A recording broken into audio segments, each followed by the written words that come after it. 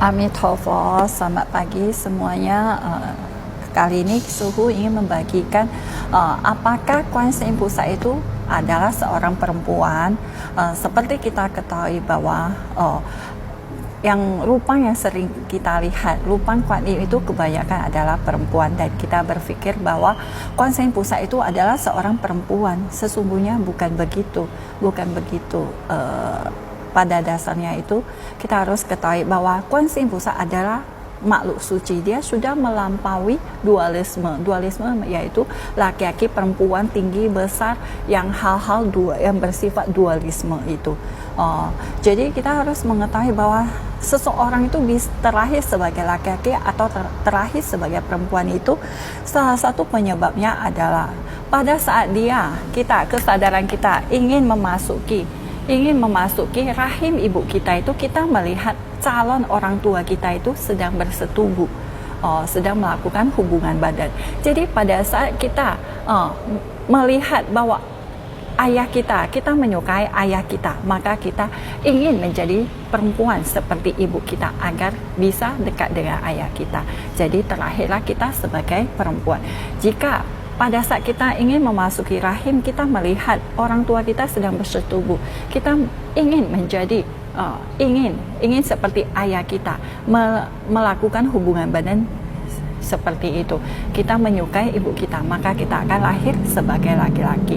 Jadi jenis kelamin laki-laki atau perempuan ini karena berdasarkan apa? Berdasarkan nafsu birahi, berdasarkan suka terhadap lawan jenis. Jadi Bodhisattva Avalokitesvara itu sudah melampaui dualisme ini. Kenapa? Bodhisattva itu sudah tidak memiliki nafsu birahi, sudah mencapai kesucian untuk meninggalkan kesenangan dunia ini, kesenangan badan ini. Jadi tidak bisa dikatakan Kuan Yin Pusat itu adalah laki-laki atau perempuan.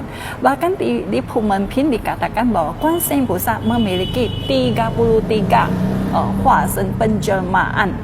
Jadi dia bisa menjelma di alam dewa, di alam binatang, di alam hantu, di alam manusia, di alam neraka. 6 alam ini tiada terbatas penjelmaannya untuk menolong makhluk yang menderita. Seperti di alam manusia, dia bisa menjadi orang tua, anak muda, bahkan anak kecil, menjadi laki-laki, menjadi perempuan, menjadi pejabat, menjadi seorang sramana, menjadi seorang umat biasa, menjadi apa saja yang dibutuhkan untuk menolong kita. Jadi itu adalah menjelma menjadi apa saja yang kita butuhkan, itu tanpa halangan, itu menunjukkan apa? Welas asih Kuan Yin Pusat dan kekuatan abina, kekuatan batin, kesaktian sang Kuan Yin Pusat itu sendiri.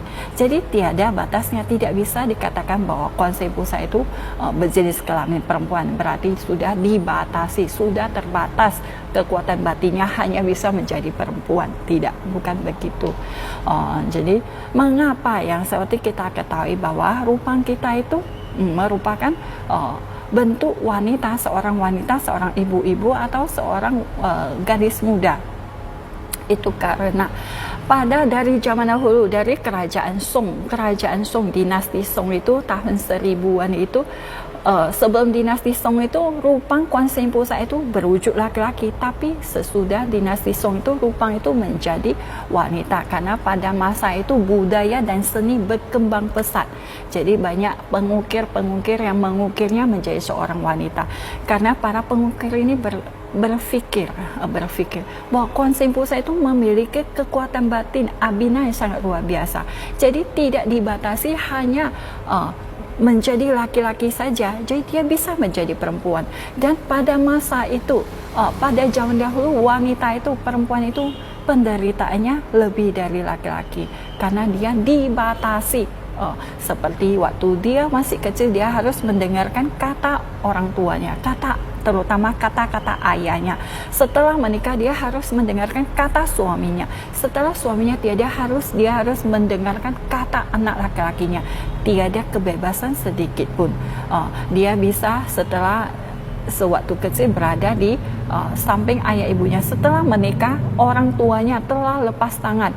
dia menikah di suaminya, apakah dia tertindas, terhina, dipukuli atau di apa, atau suaminya menikah lagi, memiliki selir atau gundi, dia tak bisa bersuara.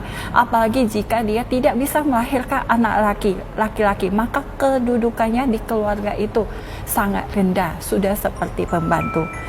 Jadi pada masa itu wanita itu tidak ada kebebasan sama sekali. Jadi penderitaannya melebihi laki-laki. Jadi kenapa rupanya dibuat sebagai wanita dan disukai semua, diviara menjadi ramai, disukai, karena wanita itu bisa curhat, bisa mengeluarkan isi hatinya, penderitaannya kepada rupa yang berwujud wanita dibandingkan rupa yang berwujud laki-laki. Karena wujud laki-laki itu wanita tak bisa mengeluarkan isi hatinya. Laki-laki sama seperti suaminya, tidak mengerti isi hatinya, tidak mengerti pikirannya, tidak mengerti keinginannya. Jadi hanya wanita yang bisa mengerti wanita. Jadi para wanita ini sangat menyukai rupa yang berwujud wanita. Jadi seterusnya itu rupa kuat itu pelan-pelan bermanifestasi, pelan-pelan berubah menjadi wanita, karena viara-viara yang mempersembahkan rupa Kuan Yin dengan wujud wanita itu banyak didatangi, viara yang menjadi ramai. Jadi ini berhubungan dengan budaya dan kondisi masyarakat pada masa itu. Dan ini menunjukkan welas asih Kuan Yin Pusat itu sendiri dan abinanya. Jadi bukan berarti rupang saya laki-laki kenapa menjadi perempuan, ini gimana, ini sudah tidak sesuai, tidak menghormati, ini sudah kenapa menjadi perempuan. Ingat, ini bukan, kita tidak bisa menggunakan isi pikiran kita, hati kita untuk untuk memandang, untuk menilai welas asih Kuan Yin Pusat. Jadi semoga bermanfaat, semuanya bisa mengerti bahwa Kuan Yin Pusat itu sangat welas asih. Dia menjadi apa yang kita butuhkan untuk menolong kita dari penderitaan. Jadi tidak terbatas hanya laki-laki atau perempuan, tua atau muda, pejabat atau bukan, siapa saja, bahkan di 6 alam ini Kuan Yin Pusat bisa bermanifestasi, bisa menjelma untuk menolong penderitaan makhluk hidup di 6 alam ini tanpa terbatas. Amitofo.